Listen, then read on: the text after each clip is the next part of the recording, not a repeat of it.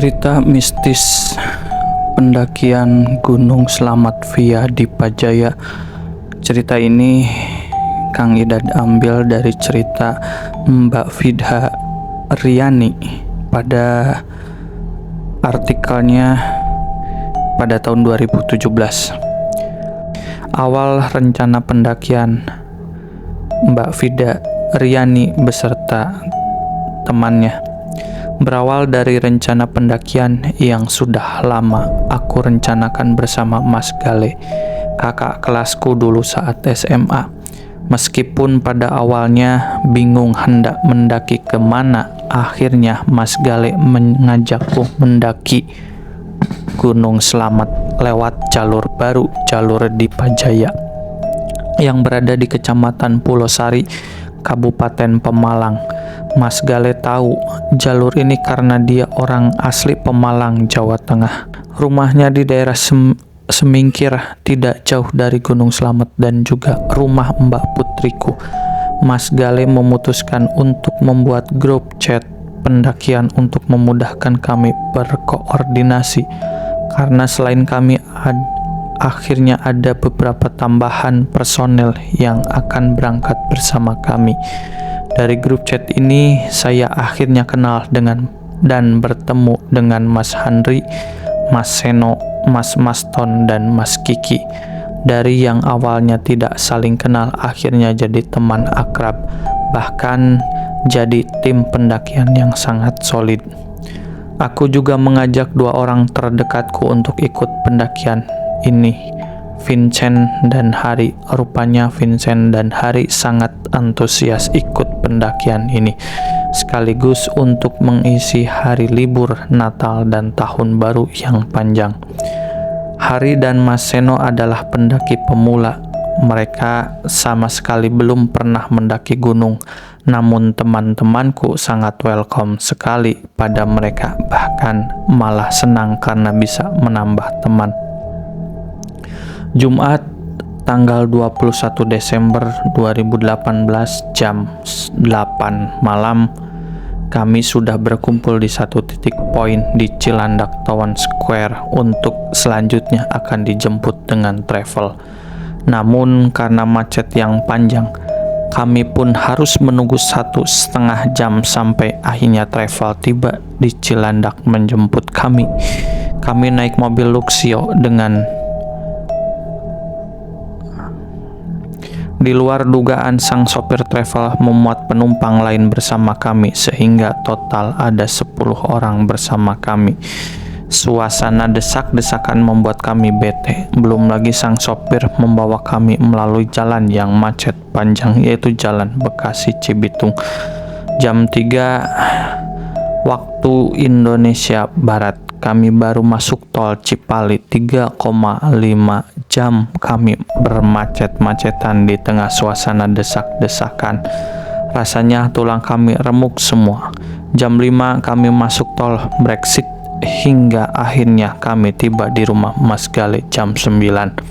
Setibanya di rumah Mas Gale, kami disambut baik oleh ibundanya Mas Gale.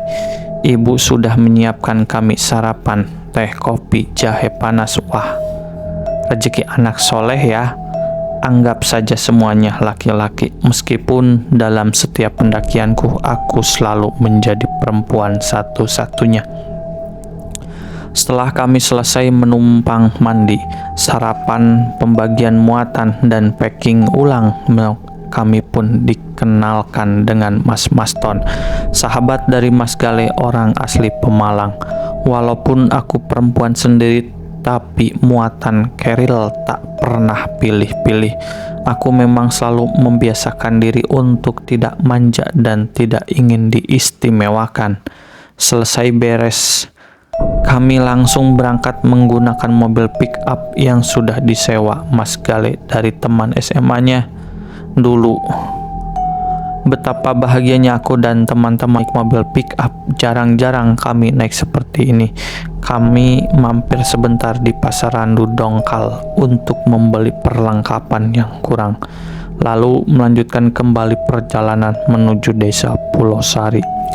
Jam 1 siang waktu Indonesia Barat kami tiba di Desa Pulau Sari, desa yang berada di atas ketinggian 1000 meter di atas permukaan laut di lereng utara Gunung Slamet. Selama perjalanan kami disajikan awan mendung, gerimis hingga hujan yang cukup deras.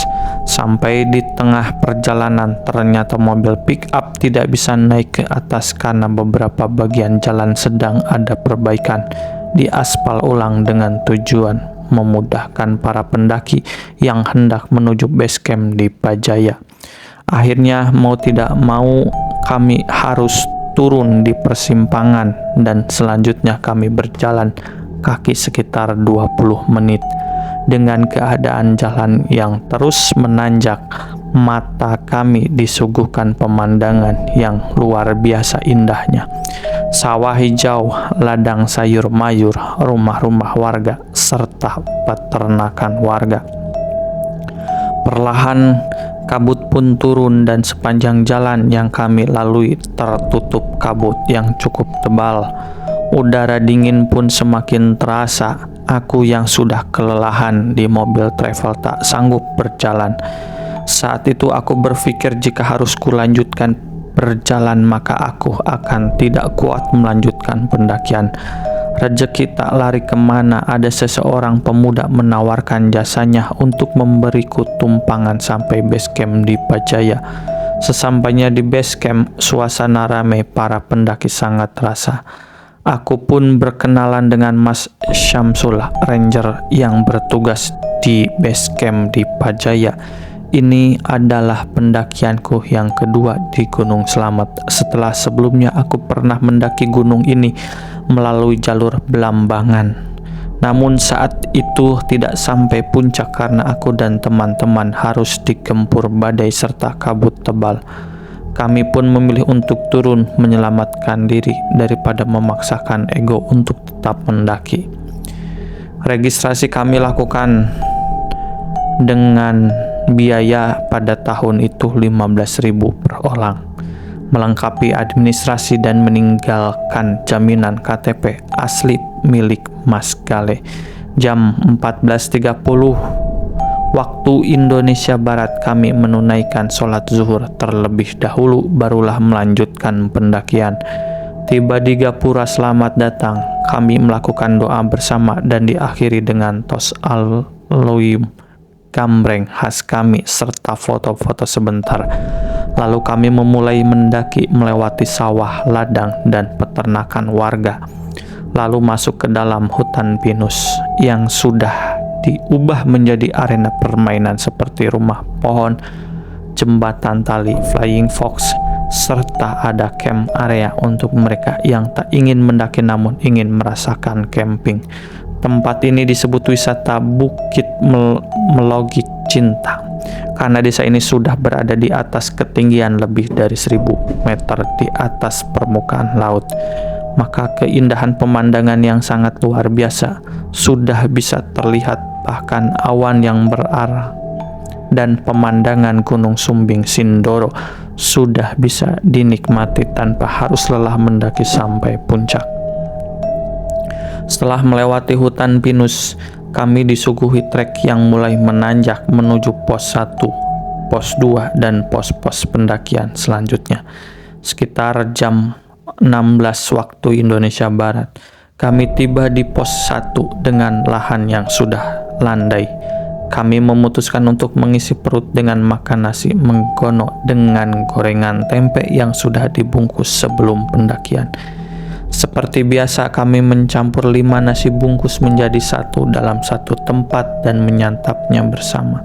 Tak ada rasa jijik atau gengsi makan bareng dengan banyak tongan. Setelah makan, aku melakukan sholat asar, kemudian aku permisi buang air kecil. Aku sempat kebingungan mencari spot buang air kecil karena hampir semua spot banyak penunggunya. Berulang kali aku meminta izin namun banyak tempat yang tidak dibolehkan, hingga akhirnya 2 orang bocah kecil yang tak kasat mata yang cuma bisa dilihat oleh mata 3D-ku saja mengizinkan aku untuk membuang air kecil. Setelah selesai buang air kecil, sampah tentunya tak aku tinggalkan begitu saja. Teman-teman yang lain pun telah membersihkan tempat bekas makan dengan rapi. Aku sempat menegur Hari untuk tidak merokok di bawah pohon karena ada dua kecil yang terus memperhatikan aku. Jam 16.30 kami melanjutkan pendakian kembali menuju pos 2. Baru berjalan sekitar 15 menit, tiba-tiba Hari kelihatan menggigil. Aku tanya, "Kamu sakit?" Dia jawab, "Tidak." Namun tubuhnya sangat kelihatan sekali menggigil dan berkeringat dingin. Wajahnya pun semakin pucat, namun dia tetap bersikeras untuk melanjutkan pendakian. Tak tega aku melihatnya kembali. Ku ajukan pertanyaan yang sama. Lagi-lagi dia jawab, "Tidak sakit."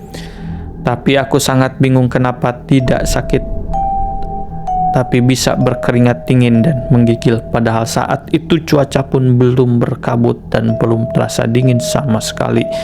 Saat Hari berjalan di depanku, barulah saya menyadarinya bahwa dua bocah kecil yang bertemu dengan saya tadi sudah menangkring di atas kerilnya. "Mas, ada yang dirasa?" tanyaku. "Berat," jawabnya. "Wah, fix sudah. Padahal jika mau membandingkan keril yang dia bawa dengan keril yang aku bawa, jauh lebih berat 2 kali lipat kerilku." Akhirnya tanpa pikir panjang aku memilih untuk turun. Sebelumnya sempat aku bicarakan bersama Mas Gale tentang keadaan ini, berkompromi dengan teman-teman lainnya. Lalu mereka setuju dan ku biarkan mereka berenam tetap mendaki. Aku dan Hari turun. Logistik yang ada di tasku dan tasnya Hari dikeluarkan dan kuberikan kepada teman-teman untuk kebutuhan di atas. Aku dan Hari pun turun. Aku berpikir ada baiknya ketahuan dari sekarang sehingga kami bisa turun sebelum gelap, daripada sudah sampai di beberapa pos baru ketahuan Hari drop. Bisa lebih repot urusannya, apalagi kalau drop di pos 4 sama Ratu. Amit-amit deh. Selama perjalanan turun, kami berdua berjumpa dengan beberapa pendaki. Setelah melewati pos 1, hari semakin gelap dan tidak ada pendaki lain yang nanjak.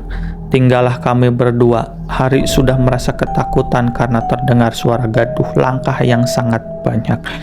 Pikiranku saat itu kami dikepung. Aku sempat selfie di beberapa lokasi, kebiasaan lama yang kulakukan lagi. Benar saja saat di base camp aku mengecek beberapa foto, ada saja yang tertangkap kamera. Bayangan putih seperti perempuan sedang mengelus-ngelus perut. Perempuan berambut hitam, panjang sekali, dan sebuah wajah memantau kami dalam semak-semak pepohonan. Bahkan saat itu suara gaduh, suara aneh, bahkan ada saja suara panggilan cuy, woi, bersaut-sautan. Kami berdua sudah tidak memperdulikannya lagi. Saat itu kami tetap mempercepat langkah kami. Ketika kulihat rembulan putih tertutup awan putih, aku berharap awan itu tak akan bergeser dari peraduannya. Jangan sampai rembulan itu nongol dengan sinarnya. Namun harapanku sia-sia. Perlahan sang awan menggeser, membiarkan rembulan memancarkan sinarnya. Dan sekejap saat itu juga sekelebatan bayangan putih berseliweran melewati kami. Hari semakin memperkencang genggamannya. Rasa takutnya berasa, aku pun sama. Namun aku memilih tetap tenang. Berulang kali kami bergantian jatuh. Aku merasa seperti ada yang menarik tanganku keras. Namun Hari dengan sigap selalu menarik tanganku satunya. Bagaimanapun kondisi kita harus tetap sama-sama ya. Hari tahu dengan kelebihan penglihatanku ini, aku adalah sasaran empuk untuk makhluk kasat mata. Mengajak interaksi denganku, dibentaknya selalu aku jika terlihat bengong. Hingga akhirnya kami kemalaman di jalan. Rasanya trek turun ini jauh lebih lama daripada trek menanjak. Kami merasakan jalurnya sangat panjang berjam-jam, padahal normalnya bisa ditempuh hanya dengan 1 jam saja. Tiba-tiba kami baru menyadari bahwa kami telah berkali-kali tersesat. Lagi-lagi kami berada di ladang warga, di sawah warga, di mana tempat itu tidak kami temukan selama penanjakan. Kami terus beristighfar memohon petunjuk hingga akhirnya aku mendengar suara yang cukup serak dan berat bilang, "Kowe nopora tekon dhuwur ndo wes dienteni kok. Kamu kenapa tidak sampai atas?" "Sudah ditunggu kok." Sekejap aku lupa ingatan nenek yang mengantarku turun. Menurut cerita hari saat kami kesesar, aku terus berjalan dengan mata terpejam. Hari menyadari bahwa aku sudah kerawuhan. Namun Hari tetap memilih diam meskipun dia merasa ketakutan. Berkali-kali tanganku menghentak menggenggamnya sambil berkata dengan suara serak dan beratnya, "Jangan takut." Namun Hari hafal jika itu bukan suara asliku. Hari hanya nurut sepanjang perjalanan. Bocong, wanita cantik, bahkan bocah dingklik pun terlihat seliweran ke sana kemari. Setibanya di gapura, "Selamat datang." Aku meminta Hari untuk mencium tanganku. "Aku pulang." Cium tangan tetap dengan suara serak berat dan mata terpejam. Lalu aku tersungkur lemas dan nangis-nangis. Disitulah Hari menyadari bahwa sedari tadi yang berjalan bersama dia bukan hanya diriku. Sesampainya di base camp aku pun masih belum sadar. Mas Syamsul yang sudah tahu keadaan seperti ini hanya tertawa dan terus mengajakku berbicara. Menurut cerita Hari, aku bahkan tak merasakan dingin padahal malam itu begitu dingin. Aku menolak duduk diberi alas. Tak mau duduk di kursi, hanya mau duduk di lantai dingin dengan obrolan ngalor ngidul tidak jelas. Bahkan aku tak segan-segan meminta dibakar kemenyan hingga akhirnya Mas Syamsul diam-diam dan komat kamit membatin. Saat itu sosok yang ada di tubuhku mengetahuinya, kemudian membentak, "Enggak usah bisik-bisik, kalau bicara." Kontan orang-orang basecamp tertawa. Bahkan tengah malam pun aku kuat mandi dan keramas dengan air dingin. Aku hanya merasakan aku mandi dengan air hangat yang telah disediakan oleh dua bocah kecil baik hati itu. Pantas saja aku masuk kembali ke dalam basecamp. Semua mata melihatku heran. Mungkin mereka pikir wanita gila tengah malam mandi keramas. Sampai akhirnya aku merasakan tubuhku lelah dan menangis lalu kembali tidur dan menangis lagi lalu tidur. Mas Syamsul sangat baik hati menjagaku dan siap sedia saat aku kerawuhan. Keesokan harinya aku baru menyadari bahwa aku datang bulan dengan derasnya. Saat aku dengar cerita Hari, aku baru sadar jangan-jangan aku gampang kerawuhan karena aku di keadaan sedang datang bulan. Wallahu alam. Namun aku sangat bersyukur dipertemukan oleh sang nenek yang menuntun aku dan Hari keluar dari tersesatnya kami di hutan jalur pendakian Gunung Selamat.